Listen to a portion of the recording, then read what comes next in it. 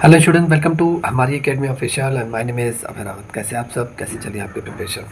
जितने भी student BSCL के स्टूडेंट हैं, मतलब बिहार बिजली विभाग पावर कॉरपोरेशन होल्डिंग लिमिटेड में जूनियर अकाउंट्स क्लर्क के लिए जितने भी स्टूडेंट ने फॉर्म फिलअप किया हुआ है, आई होप आप सभी अपने एग्ज़ाम के प्रिपरेशन में लगे होंगे, तैयारी कर रहे होंगे।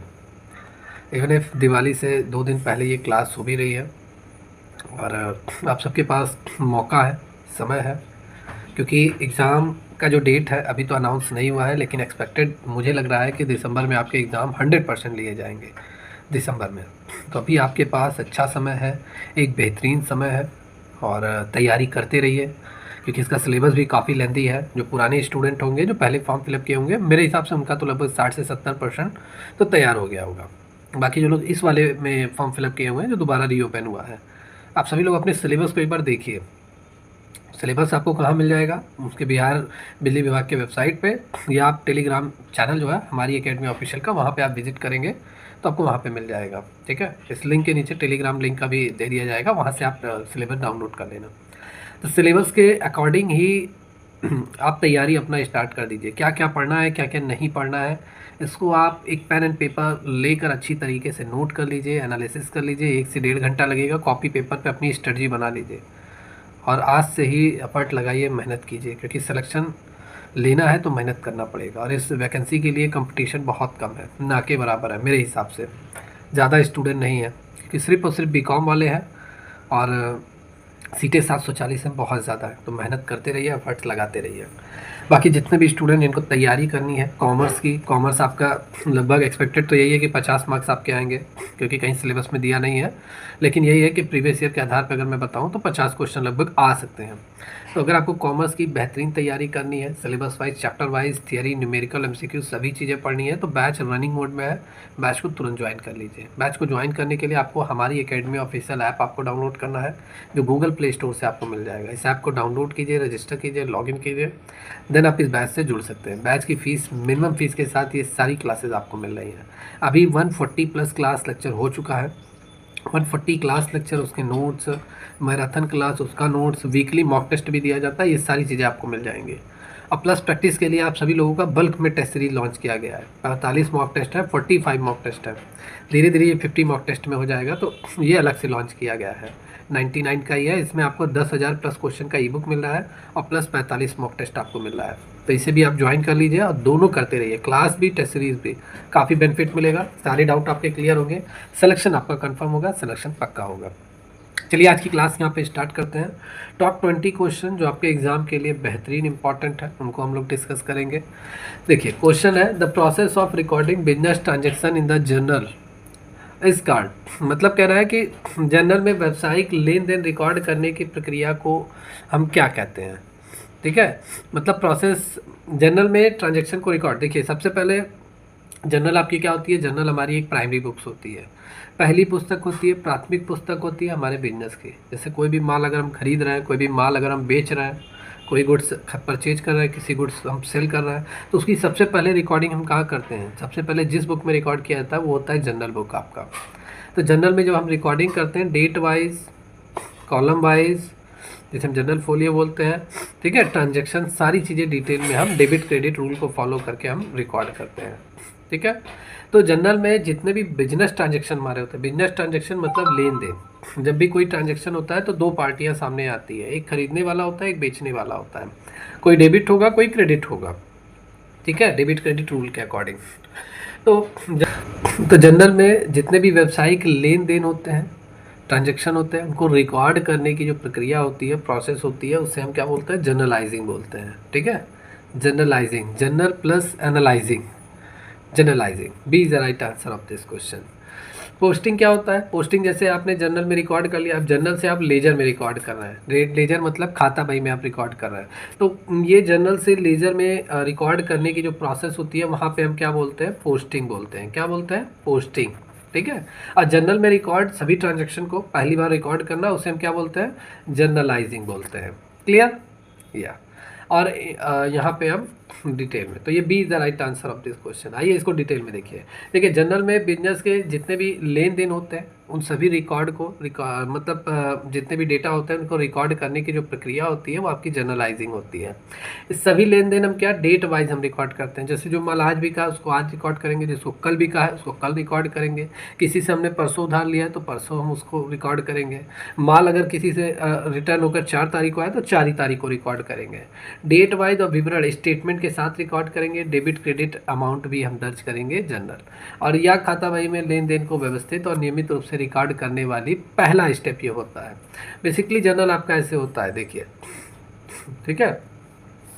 ये डेट का कॉलम होता है, ये पार्टिकुलर होता है, यहाँ जनरल फोलियो रहता है, ठीक है। ये डेबिट और ये क्रेडिट का अमाउंट रहता है, ये जनरल आपका होता है। क्लियर? तो ये होता है आपका जनरल। समझ में आया? चलिए, पोस्टिंग, जैसा मैंने आपसे बताया ना, जर्नल से लेजर में रिकॉर्ड करने की जो प्रोसेस होती है वो आपकी पोस्टिंग होती है। देखिए, posting is a process transferring the journal entry. Journal entry को ट्रांसफ़र करने का जो प्रोसेस है, जो रिकॉर्ड किया जाता है, ठीक है, स्पेसिफिक अकाउंट्स में रिकॉर्ड किया जाता है लेजर के, वो आपकी पोस्टिंग होती है। जैसे जनरल हमने रिकॉर्ड किया, जनरलाइजिंग हमने किया, जनरल में एंट्री को हमने रिकॉर्ड किया, तो हमने मान लेते पैसा आया है तो कैश अकाउंट को हमने डेबिट किया है, तो इसको जब हम लेजर में रिकॉर्ड करेंगे तो सिर्फ और सिर्फ कैश अकाउंट में रिकॉर्ड करेंगे, ठीक है, स्पेसिफिक अकाउंट में। यही होता है पोस्टिंग। ओके।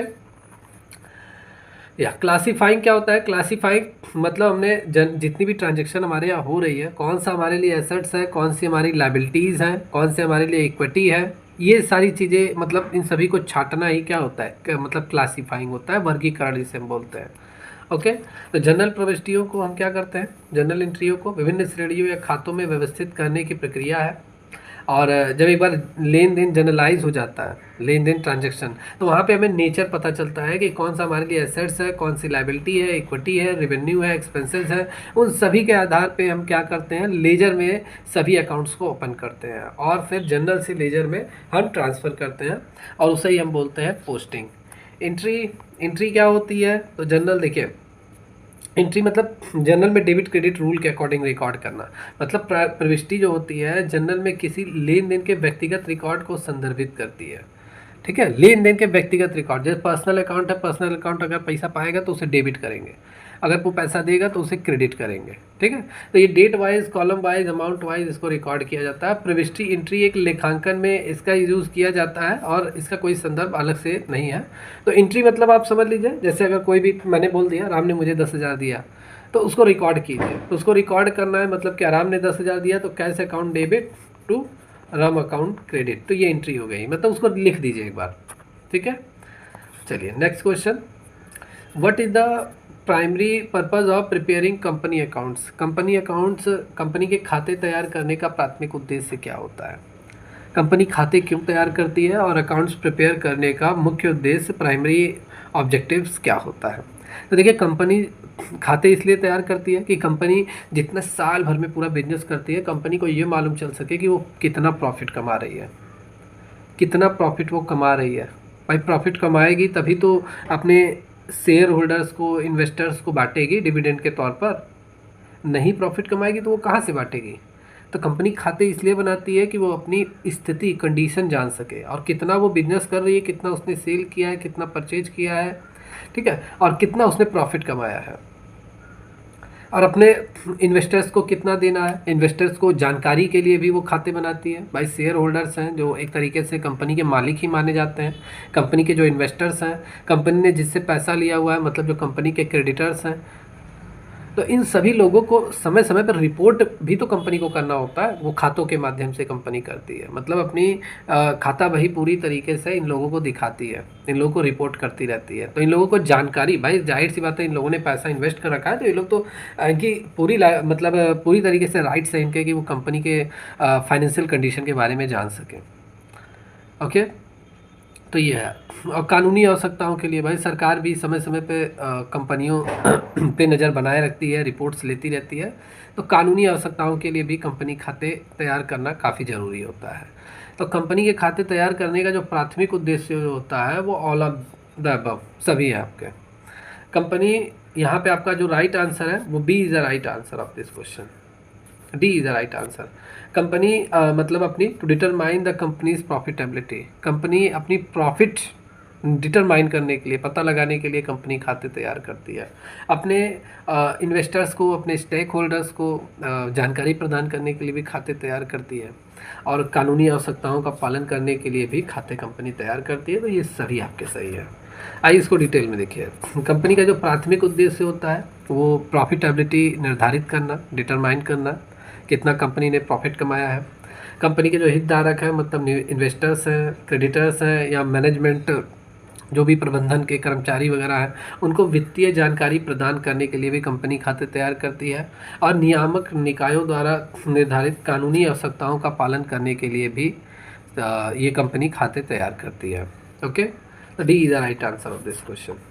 चलिए नेक्स्ट क्वेश्चन है, the book in which a small payment like stationery postage are recorded is called. मतलब कौन सी ऐसी बुक होती है जिसमें स्टेशनरी, डाक आदि छोटे भुगतान रिकॉर्ड किए जाते हैं। छोटे छोटे जो भुगतान होते हैं, पेमेंट्स होते हैं, उनको रिकॉर्ड किया जाता है।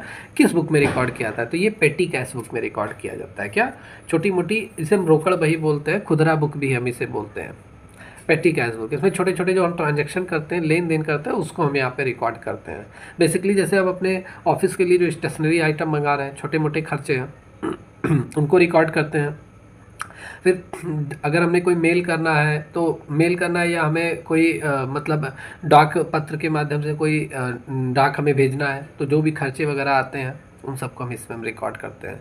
ऑफिस के लिए छोटे मोटे, जैसे अचानक बिजली ख़राब हो गई, जो भी छोटे मोटे खर्चे आ गए उनको हम यहाँ पे रिकॉर्ड करते हैं। मेन कैश बुक में क्या होता है? मेन कैश बुक में कितना मतलब पैसे से रिलेटेड, ठीक है, कितना पैसा हमारे बिजनेस में आ रहा है, जा रहा है, उनको हम रिकॉर्डिंग करते हैं। ठीक है, तो यहाँ पे B is the right answer of this question. देखिए, मेन कैश बुक में सिर्फ और सिर्फ हमने क्या, नगद लेन देन हम रिकॉर्ड करते हैं। जैसे बड़ा पेमेंट अगर हमें मिल रहा है, या हम कोई बड़ी अमाउंट हम पेमेंट कर रहे हैं आरटीजीएस के माध्यम से, नेफ्ट के माध्यम से, ठीक है, गूगल पे, फ़ोन पे, कहीं से भी हम बड़ा बैंक के माध्यम, अकाउंट्स के माध्यम से अगर हम बड़े बड़े पेमेंट्स वगैरह कर रहे हैं, तो उनको हम मेन कैश बुक में रिकॉर्ड करते हैं। छोटे भुगतान के लिए पेटी कैश बुक का यूज़ नहीं करते हैं।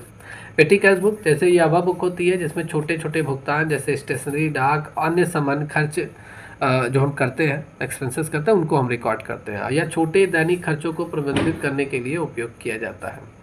कैश अकाउंट क्या होता है? कैश अकाउंट सिर्फ और सिर्फ कैश से रिलेटेड हम यहाँ पे रिकॉर्डिंग करते हैं। ठीक है, मतलब ये आमतौर पर ऐसा खाता होता है जो मुख्य रूप से नगद की स्थिति को दर्शाता है, या विशेष रूप से छोटे भुगतान के लिए भी नहीं होता है, क्योंकि कैश अकाउंट में जितना बड़ा भी होता है, छोटा भी अमाउंट हम इसमें रिकॉर्ड करते हैं। और जो हम उधार माल भी सेल करते हैं, उनको भी हम यहाँ पे रिकॉर्ड कर सकते हैं। तो ये सारी चीज़ें हमारी हैं। तो यहाँ पे B is the right answer of this question. Next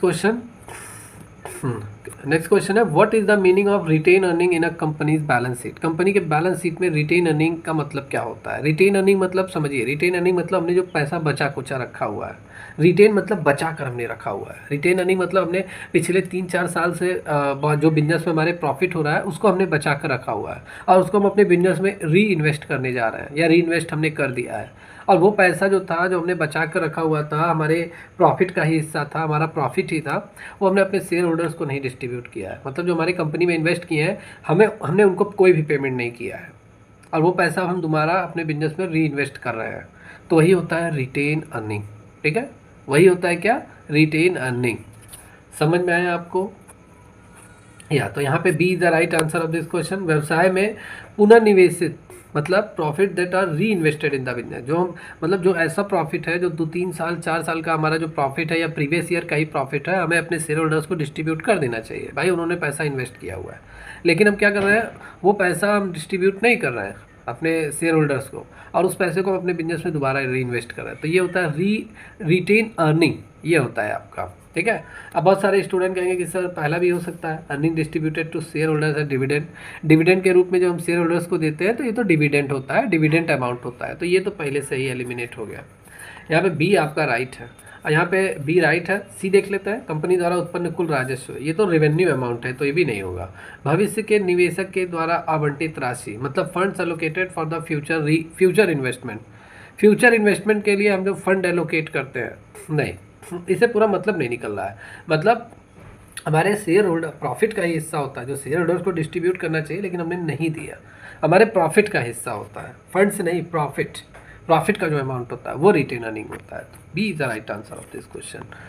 okay, इसको डिटेल में देखिए। Retain earning refer the portion of the net income. ये हमारी नेट इनकम मतलब हमारी शुद्ध आय का एक छोटा हिस्सा होता है, मतलब समझ में आए, छोटा हिस्सा होता है। That is retain in the company, जो कंपनी में बचा कर रखा गया है, रिटेन कर दिया गया है। Rather than distributed as a dividend to shareholders, जो शेयर होल्डर्स को बांटना चाहिए था, वितरित करना चाहिए था, उसके बजाय ये पैसा बचा के रखा जा चुका है। रेदर देन मतलब बचाए, रोका जा चुका है। These earning can be invested in the business for growth और यूज पे फॉर डेप्थ। इसलिए इस पैसे को री इन्वेस्ट किया जा रहा है बिजनेस में, जिससे बिजनेस हमारा ग्रोथ कर सके, समझ में आया, और अपने कर्जों को भी चुकाया जा सके। तो ये होता है रिटेन अर्निंग आपकी। ओके, एक लाइन मैंने बोला था रिटेन अर्निंग का, इसको ज़रा ध्यान से देखिए। Retain earning represent the cumulative amount. ये क्यूमुलेटिव अमाउंट होता है, मतलब 2, 3, 4 साल का एक बचा कुचा जो हमारा अमाउंट होता है प्रॉफिट का। A company kept back from its net profit, जो कंपनी अपने नेट प्रॉफिट में से बचा कर रखती है। डिस्ट्रीब्यूटिंग टू शेयर होल्डर, जो अपने शेयर होल्डर्स को वो डिविडेंड के तौर पे बांटने के बजाय वो बचा कर रखती है। और यही पोर्शन जो होता है प्रॉफिट का, जो कंपनी री इन्वेस्ट करती है अपने बिजनेस में अपने कर्जों को चुकाने के लिए। तो रिटेन अर्निंग एक तरीके से कैपिटल होता है बिजनेस का, इक्विटी होता है बिजनेस का, जो बिजनेस में इन्वेस्ट किया जाता है। कॉमन पॉइंट अगर हम देख लें, कॉमन पॉइंट इंपॉर्टेंट है, क्यूमुलेटिव प्रॉफिट होता है, क्योंकि ये इसमें पिछले वर्षों के सभी लाभ शामिल होते हैं जो लाभांश के रूप में नहीं दिए गए हैं शेयर होल्डर्स को। और री इन्वेस्टमेंट की अगर बात हुई है तो कंपनियां जो रिटेन अर्निंग का उपयोग करती हैं, जैसे कंपनी जब नए प्रोजेक्ट पे काम करती है तो अपने प्रॉफिट का जो हिस्सा बचा के रखी रहती है उसी को ही प्रोजेक्ट में वो इन्वेस्ट कर देती है। कोई कंपनी को फिक्स एसेट्स खरीदना है या पैसा इन्वेस्ट करना है फिक्स एसेट्स में, तो कंपनी उस पैसे को लगा देती है। कंपनी अपनी बिजनेस को चलाने के लिए वर्किंग कैपिटल की ज़रूरत है। भाई पैसा जेब में रहना चाहिए। अगर आप खाली मतलब जेब अगर चल रहा है, कब समय पे पैसे की ज़रूरत पड़ जाए कोई नहीं पता। तो कंपनी अगर बिजनेस कर रही है तो कब पैसे की ज़रूरत पड़ जाए कुछ नहीं पता है, तो उस समय वर्किंग कैपिटल की ज़रूरत बहुत होती है। तो कंपनी वर्किंग कैपिटल में भी के रूप में भी बिजनेस में लगा सकती है इस पैसे को। ओके, और एक तरीके से मैंने कहा ये कंपनी का एक कैपिटल होता है या इक्विटी कंपोनेंट्स होता है। इक्विटी मतलब क्या, जो कंपनी जो पैसा यूज़ किया जाता है बिजनेस में कैपिटल के तौर पर। चलिए नेक्स्ट क्वेश्चन है। Next question, which accounting principle require that expenses match with the revenues. मतलब कह रहा है कि कौन सा अकाउंटिंग प्रिंसिपल है। अभी अकाउंटिंग प्रिंसिपल चैप्टर 1 से आपका क्वेश्चन है। कह रहा है किस लेखांकन सिद्धांत के अनुसार अकाउंटिंग प्रिंसिपल के अकॉर्डिंग जितने भी आपके खर्चे हुए हैं उन सभी खर्चों का जो मिलान किया जाए आपके रेवेन्यू से मिलान किया जाए। ठीक है, आपने कितना पैसा कमाया है, तो ये कौन सा अकाउंटिंग प्रिंसिपल है। तो नाम से ही क्लियर है, आपके सामने है। तो ये मैचिंग प्रिंसिपल होता है। मैचिंग प्रिंसिपल होता क्या है, मैचिंग प्रिंसिपल होता है आप पैसा कमाने के लिए कितना पैसा खर्च कर रहे हैं। ठीक है, जैसे आप लोगों ने सुना होगा पैसा कमाने के लिए पैसा खर्च करना भी आपको आना चाहिए। बहुत सारे लोग होते हैं जो पैसा खर्च नहीं करते हैं, अगर वो रिस्क लेते ही नहीं है, ठीक है, और पैसे को वो रखे रहते हैं, तो पैसा वो कहाँ से कमा पाएंगे। तो पैसा कमाने के लिए आपको सबसे पहले पैसा खर्च करना चाहिए। तो वही होता है मैचिंग प्रिंसिपल। मतलब आपने अगर 1 लाख रुपए कमाया है तो 1 लाख रुपए के पीछे आपने कितना पैसा खर्च किया है, तो उन खर्चों का मिलान हम उस रेवेन्यू से हम मैच करते हैं, और यही होता है मैचिंग प्रिंसिपल।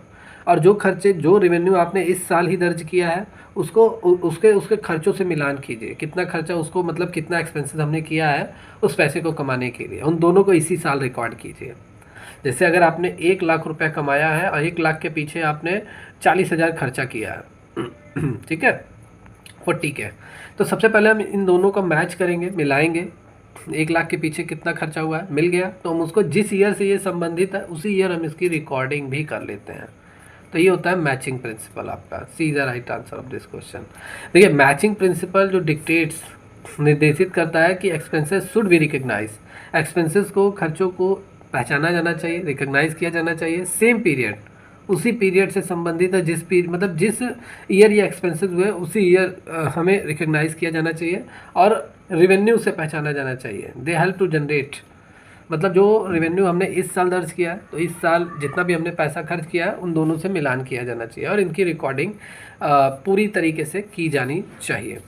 ठीक है, तो यही होता है मैचिंग कॉन्सेप्ट। मैचिंग कॉन्सेप्ट और भी डिटेल, जैसे देखिए मैं हमारी जितनी भी क्लासेस रहती हैं सारी डिटेल में रहती हैं, सारे कॉन्सेप्ट आपके क्लियर हो जाने चाहिए, एक बार पढ़ना है दोबारा नहीं पढ़ना है। तो मिलान सिद्धांत ये कहता है कि व्यय होना चाहिए और उसी अवधि में ही मान्यता दी जाएगी जिस अवधि में राजस्व उत्पन्न हुए हैं। और कंपनी के वित्तीय विवरण में एक विशिष्ट अवधि में प्रॉफिटेबिलिटी को ये सटीक रूप से दर्शाते हैं, तभी आपको मालूम चलेगा इस साल हमारा कितना प्रॉफिट हुआ है। चलिए नेक्स्ट क्वेश्चन कि व्हाट इज़ अ कंपनी, एक कंपनी क्या है। तो देखिए कंपनी की अगर हम बात कर लें तो कंपनी एक लीगल एंटिटी होती है, इसकी अपनी एक पहचान होती है। कंपनी अपने नाम से बिजनेस करती है, ठीक है, अपने नाम से बिजनेस करती है, कंपनी अपने नाम से पैसा कमाती है और इसकी एक अपनी कानूनी पहचान होती है। कंपनी अपने नाम से मुकदमा वगैरह ये सारी चीज़ें कर सकती है। एक तरीके से कंपनी एक लीगल एंटिटी है, कानूनी इकाई है। और कंपनी में कंपनी के बहुत सारे 1 2 3 4 मालिक हो सकते हैं, मतलब पार्टनर्स हो सकते हैं कंपनी को चलाने के लिए। वैसे बेसिकली अगर इस क्वेश्चन का जो राइट आंसर है, a legal entity form to conduct a business. अगर कोई एक लीगल एंटिटी है, ठीक है, एक कानूनी इकाई या कानूनी संस्था है जो बिजनेस कानून, मतलब देखिए सबसे पहले ये कंपनीज एक्ट के तहत रजिस्टर्ड होनी चाहिए जो भी कंपनियां हैं।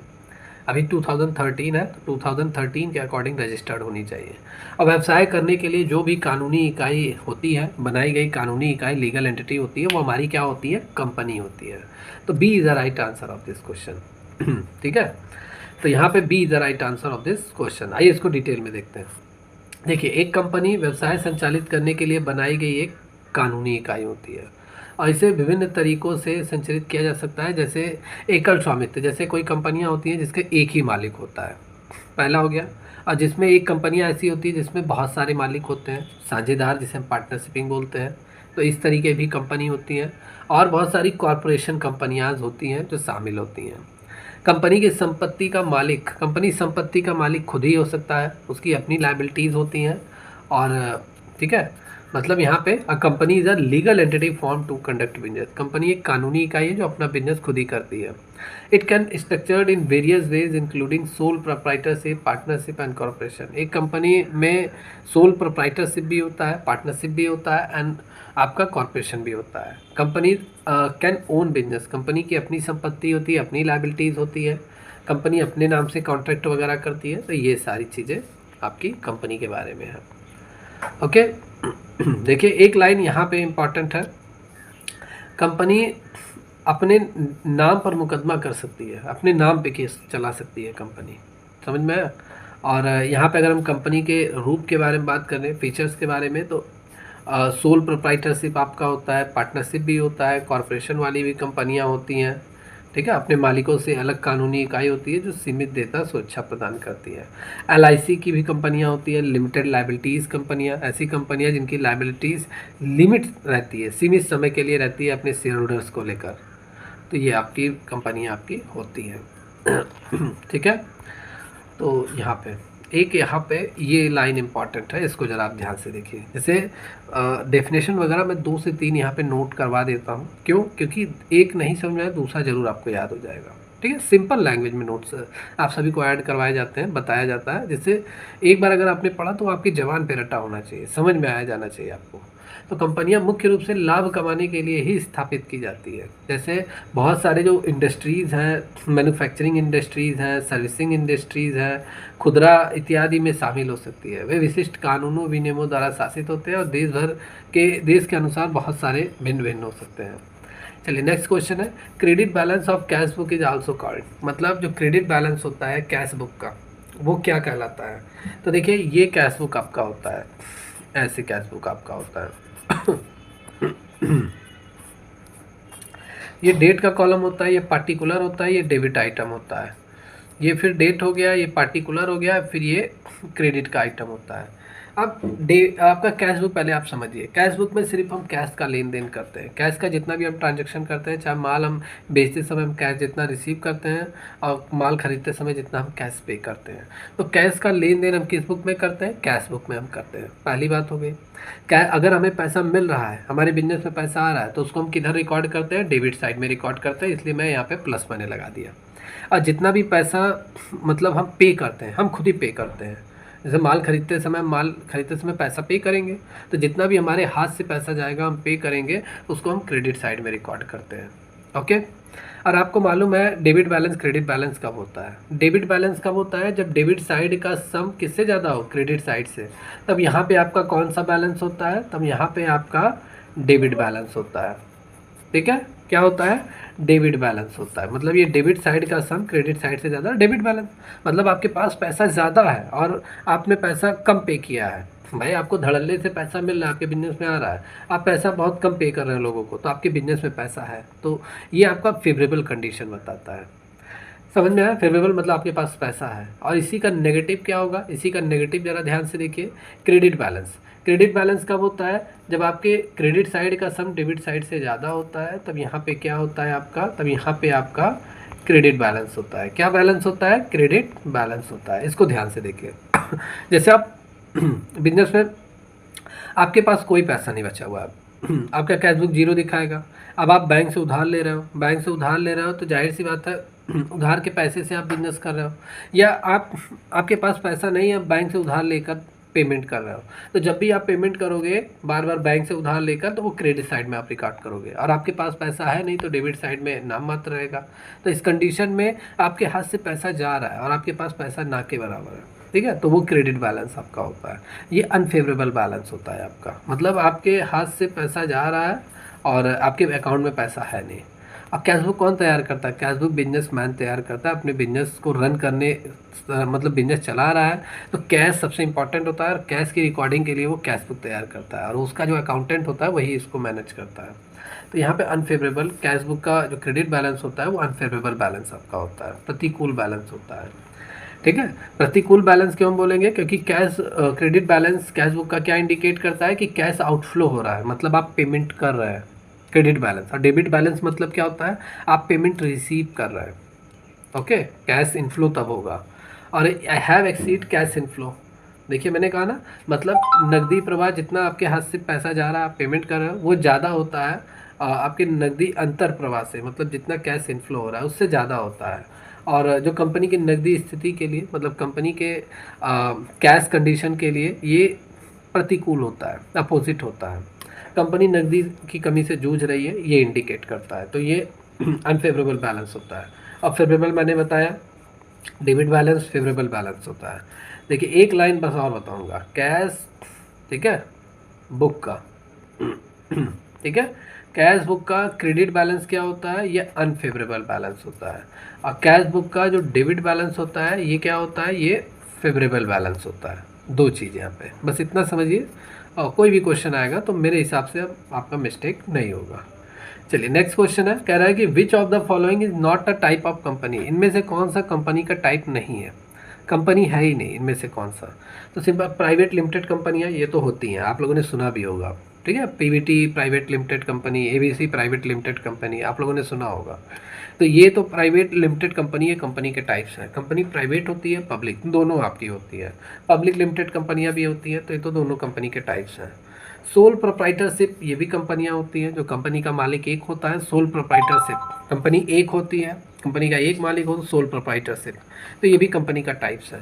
नॉन गवर्नमेंटल ऑर्गेनाइजेशन, एनजीओ वगैरह ये कंपनी के टाइप्स नहीं है। गैर सरकारी संगठन ये कंपनी नहीं होती है, क्योंकि इनका मोटिव जो होता है वो प्रॉफिट कमाना नहीं होता है, जबकि एक कंपनी जो होती है उसका मेन मोटिव जो होता है पैसा कमाना, प्रॉफिट कमाना, बिजनेस करना, ये होता है। और एनजीओ वगैरह जो होता है ये समाज के लिए काम करते हैं, ह्यूमन वेलफेयर के लिए काम करते हैं, इनका जो मोटिव होता है वो प्रॉफिट कमाना नहीं होता है, तो एक तरीके से इन्हें कंपनी नहीं माना जाता है। एनजीओ आपकी कंपनियां नहीं होती हैं, तो C is the right answer of this question. ठीक है, देखिए एनजीओ के बारे में, एनजीओ ऐसे संगठन है जो सरकार से स्वतंत्र रूप से काम करते हैं, अक्सर सामाजिक मुद्दों पे ये ध्यान अपना केंद्रित करते हैं, और कंपनियों के रूप में इन्हें वर्गीकृत नहीं कर सकते। Private limited company, public limited company, एकल स्वामित्व, ये सभी कंपनियों के प्रकार हैं आपके। ओके, अब इनके बारे में ये डिटेल में है, एनजीओ क्या काम करती हैं, एनजीओ आप लोगों को लगभग मालूम ही होगा। ठीक है, चलिए नेक्स्ट क्वेश्चन है, ऐसी assets which come into existence upon the happening of a certain event are called, मतलब ऐसी परिसंपत्ति जो किसी निश्चित घटना के घटित होने पर अस्तित्व में आती हैं, क्या कहलाती है? मतलब ऐसा एसेट जो किसी निश्चित घटना के घटित होने पर अस्तित्व में आती है, तो क्या कहलाती है आपकी? तो वो आपकी कॉन्टिंजेंट एसेट्स होती है, आपकी कॉन्टिंजेंट एसेट्स। अब इसको ज़रा ध्यान से समझिए, जैसे कई बार क्या होता है कई बार क्या होता है कि आपका जैसे मुकदमा वगैरह चल रहा था कोई प्रॉपर्टी को लेकर, 10 लाख की प्रॉपर्टी है और उसको लेकर आपका मुकदमा चल रहा था और आप उस मुकदमे को जीत गए, उस केस को आप जीत गए, तो अचानक वो आपकी प्रॉपर्टी अब आपकी हो गई, जो एक्सपेक्टेशन नहीं था, लेकिन आप केस जीत गए तो वो प्रॉपर्टी आपकी हो गई और 10 लाख रुपए आपका हो गया। तो ये होती है कॉन्टिजेंट एसेट्स, मतलब आकस्मिक संपत्तियाँ, जिनका हमें लगभग संभावना हमें ना के बराबर रहता है, मतलब रहता भी है नहीं भी रहता है, मतलब अचानक हमें मिल जाती है। हमें एक्सपेक्टेशन रहता है कि हाँ भैया मुझे ये मेरी प्रॉपर्टी है, केस चल रहा है, मुझे मिल सकता है, तो ये पॉसिबिलिटी तो थी, आपने सोच भी रखा था, अचानक आपके पास आ गया, क्यों? क्योंकि आप केस जीत गए। तो ये आपकी होती हैं कॉन्टिजेंट एसेट्स, ये आपकी होती हैं। फिक्सेड एसेट्स क्या होता है? काल्पनिक संपत्तियाँ, जैसे काल्पनिक संपत्तियाँ जैसे इमेजिन, जो हम काल्पनिक मतलब जो दिखाई नहीं देते हैं, सिंपल सी बात है, लेकिन आपके एसेट्स हैं। जैसे गुडविल है, आप कितना फेमस हैं, बहुत बड़े टीचर्स हैं जैसे खान सर हैं, जो विवेक सर हैं, या अदर जितने भी टीचर्स हैं, कितने उनकी गुडविल कितनी अच्छी है, बहुत सारे स्टूडेंट उनसे पढ़ रहे हैं, ठीक है, वो अपने गुडविल पे पैसा कमा रहे हैं। समझ में आया? कोई एक बहुत बड़ा बिजनेसमैन है जैसे मुकेश अंबानी, अब उनका बिजनेस पूरे ऑल ओवर इंडिया में चल रहा है, उन्हीं के नाम से ही बिजनेस चल रहा है, तो गुडविल एज आपकी फिक्स एसेट्स होती है। पेटेंट, भाई गुडविल हो गया, पेटेंट हो गया। पेटेंट मतलब जैसे आपने न्यू इन्वेंशन किया, नई मशीन आविष्कार किया, वो आपने किया, आपने समय दिया है, तो वो आपका उस पर अधिकार है, तो वो पेटेंट हमने करा लिया है उस चीज़ का, तो हमारी एसेट्स है, फिक्स एसेट्स है। और भी बहुत सारे होते हैं, जैसे कॉपीराइट हो गया, ठीक है, कॉपीराइट हो गया। कॉपीराइट मतलब क्या? मतलब हमने अपना एल्बम लॉन्च किया, उस पर मेरा कॉपीराइट है। मैंने एक बहुत अच्छी सी बुक लिखी, मैंने उस बुक का कॉपीराइट किसी पब्लिकेशन को दे दिया, पब्लिकेशन उसे यूज कर रहा है, उसके बदले मुझे कुछ अमाउंट दे रहा है, कुछ हिस्सा, 10%, 20%, 25%, तो ये फिक्स एसेट्स आपका होता है। ओके समझ में आया? तो दो तरह के यहाँ थे, और तो ये B is the right answer of this question. Fixed assets मैंने बताया आपको, और कॉन्टिजेंट एसेट्स आपका हो गया। चलिए नेक्स्ट क्वेश्चन है, और मेरे हिसाब से ये लास्ट क्वेश्चन है। Which of the following is a characteristics of variable cost? इसके बाद भी एक क्वेश्चन है, मतलब इसमें कह रहा है कौन सा करेक्टरिस्टिक्स है, मतलब गुण है, विशेषता है वेरिएबल कॉस्ट के। तो वेरिएबल कॉस्ट क्या होता है? वेरिएबल कॉस्ट क्या होता है? वेरिएबल एक होता है, आपकी दो तरीके की कॉस्ट होती है, एक आपकी, दो नहीं तीन तरीके की होती है। एक फिक्स एसेट्स, फिक्स कॉस्ट आपकी होती है, जैसे कोई भी प्रोडक्ट आप तैयार करा रहे हैं तो तीन तरह के कॉस्ट आ सकते, तीन तरह की कॉस्टिंग होती है। एक फिक्स कॉस्ट होता है, एक वेरिएबल कॉस्ट होता है, एक सेमी वेरिएबल कॉस्ट आपका होता है। फिक्स कॉस्ट मतलब जो फिक्स है, इस प्रोडक्ट को तैयार कराने में इतना खर्चा होगा। जैसे कोई भी प्रोडक्ट आप तैयार कराएं तो फिक्स रहता है, ये पैसा खर्चा होना है, होना है। जैसे बिल्डिंग का रेंट हो गया, बिल्डिंग का रेंट हो गया, फिक्स है। एम्प्लॉय की सैलरी पे करनी ही करनी है, चाहे वो काम करें या ना करें, या 10 यूनिट प्रोड्यूस कर रहे हैं या 100 यूनिट प्रोड्यूस कर रहे हैं, उन्हें तो सैलरी मिलनी ही मिलनी है, तो ये फिक्स कॉस्ट हो गया। वेरिएबल कॉस्ट मतलब अगर आप 100 यूनिट तैयार करा रहे हैं, सिंपल सी बात है, अगर आप 100 यूनिट तैयार करा रहे हैं तो 1000 का खर्चा आ रहा है। अगर आप 200 यूनिट तैयार करा रहे हैं तो 2000 का खर्चा आ रहा है। मतलब जितना ज़्यादा से ज़्यादा प्रोडक्शन करवाएंगे उतना ज़्यादा खर्चा बढ़ता जाएगा, तो ये आपके वेरिएबल कॉस्ट होते हैं। वेरिएबल मतलब चेंजिंग, मतलब परिवर्तनशील खर्चे, परिवर्तनशील लागत, तो ये आपका वेरिएबल कॉस्ट होता है। सेमी वेरिएबल मतलब एक सीमी तक, सेमी वेरिएबल फिक्स कॉस्ट, एक समय तक फिक्स रहेगा लेकिन उसके बाद ये बढ़ता जाएगा। तो यहाँ पे वेरिएबल कॉस्ट की जो मतलब करेक्टरिस्टिक्स वो क्या है? वे उत्पादन के स्तर की परवाह के बिना स्थिर रहते हैं, ये तो गलत है। They fluctuate based on the production output, वे उत्पादन आउटपुट के अनुसार उतार चढ़ाव होता रहता है, तो ये आपका B is the right answer of this question. जितना ज़्यादा प्रोडक्शन करेंगे उतना ज़्यादा उस प्रोडक्ट पे कॉस्टिंग आएगी, ठीक है, खर्चे होंगे, और कम प्रोडक्ट यूनिट प्रोड्यूस करेंगे तो कम खर्चा गिरेगा, तो B is the right answer of this question. Okay, परिवर्तनशील लागत उत्पादन के स्तर के साथ सीधा अनुपात में बदलती है, ठीक है। जैसे आपकी डायरेक्ट मटेरियल हो गया, लेबर कॉस्ट हो गया, ये दोनों आपके शामिल होते हैं, जो उत्पादित इकाइयों के साथ घटती बढ़ती रहती हैं। जैसे 10 लेबर लगाएंगे तो 10 लेबर का खर्चा आएगा, 20 लेबर प्रोडक्शन कार्य में लगा रहे हैं तो 20 लेबर का खर्चा आएगा, तो यही सारी चीज़ें होती हैं आपकी। चलिए नेक्स्ट क्वेश्चन है, in cost accounting what does marginal cost refer to? सीमांत लागत क्या होती है, मार्जिनल कॉस्ट आपकी क्या होती है कॉस्ट अकाउंटिंग में? तो देखिए मार्जिनल कॉस्ट, इसको ज़रा ध्यान से समझिए। जैसे एक यूनिट प्रोड्यूस करने में कितना खर्चा आ रहा है उसको एनालिसिस करते हैं हम, ठीक है। और यही आपका होता है मार्जिनल कॉस्ट आपका होता है। जैसे अभी आप 100 यूनिट प्रोड्यूस करा रहे थे और 1000 का खर्चा आ रहा था, लेकिन जैसे ही आपने 101 यूनिट प्रोड्यूस कराया, मतलब 1 यूनिट आपने जैसे और एक्स्ट्रा प्रोड्यूस कराया, तो अब आपका जो खर्चा आ रहा है 1050 आ रहा है। मतलब 1 यूनिट के पीछे आपका 50 रुपये का अतिरिक्त खर्चा गिर रहा है, ठीक है। तो इसी 1 यूनिट को तैयार कराने में कितना खर्चा और हो रहा है, यही होता है आपका क्या, मार्जिनल कॉस्ट आपका होता है। ओके, ये आपका क्या होता है, मार्जिनल कॉस्ट होता है। एक अतिरिक्त इकाई के उत्पादन की जो लागत होती है, मतलब the cost of producing one additional unit, तो वो आपका क्या होता है, मार्जिनल कॉस्ट आपका होता है। तो यहाँ पर आपका B is the right answer of this question. Okay, सीमांत लागत मतलब किसी उत्पाद की एक और इकाई का उत्पादन करने के लिए की गई ये अतिरिक्त लागत होती है, एडिशनल कॉस्ट होती है। और मूल्य निर्धारण के लिए, उत्पादन स्तर के संबंध में निर्णय लेने के लिए ये एक इम्पॉर्टेंट कॉन्सेप्ट होता है। ओके भाई, हमें भी तो मालूम होना चाहिए हमारा बजट कितना है। अगर मेरा बजट 100 यूनिट का है तो हम 100 यूनिट तक का ही प्रोड्यूस करवाएंगे हम। फिर अगर 10 यूनिट प्रोड्यूस करवा रहे हैं तो कितना खर्चा और गिर रहा है। अब मान लेते हैं 10 यूनिट करवा रहे हैं और अभी तक 1000 में माल तैयार हो जा रहा था, और 10 यूनिट और तैयार कराने में अब 1500 का खर्चा हो गया।